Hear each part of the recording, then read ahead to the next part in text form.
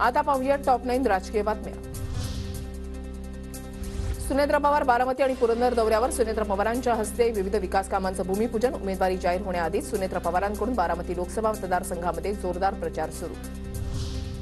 उद्या बारामतीमध्ये अजित पवारांच्या सभांचा धडाका। बारामती शहर आणि तालुक्यामध्ये अजितदादांच्या तब्बल 7 सभा। सुनेत्र पवारांची उमेदवारी घोषित होण्याची शक्यता।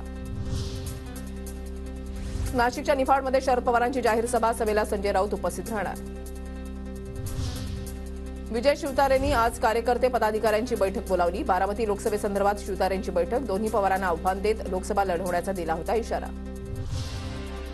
मुख्यमंत्री शिंदेंकडून मागाठाणे मतदारसंघाची आढावा बैठक। प्रकाश सुर्वेंच्या मतदारसंघाचा आज शिंदे आढावा घेणार। मागाठाणेमधील प्रश्नांसंदर्भात सह्याद्रीवर संध्याकाळी बैठक होणार। भाजपच्या हिंगोलीमधल्या शिष्टमंडळानं घेतली अशोक चव्हाणांची भेट। हिंगोलीची जागा भाजपला सोडण्यासाठी अशोक चव्हाणांसोबत चर्चा। शिंदेगडाचे खासदार हेमंत पाटलांच्या जागेवर भाजपचा प्रबळ दावा। एकनाथ खडसेंकडून सून रक्षा खडसेंना शरद पवार गटामध्ये प्रवेशाची ऑफर। मात्र रक्षा खडसेंकडून भाजपत पक्ष न सोडण्याची भूमिका।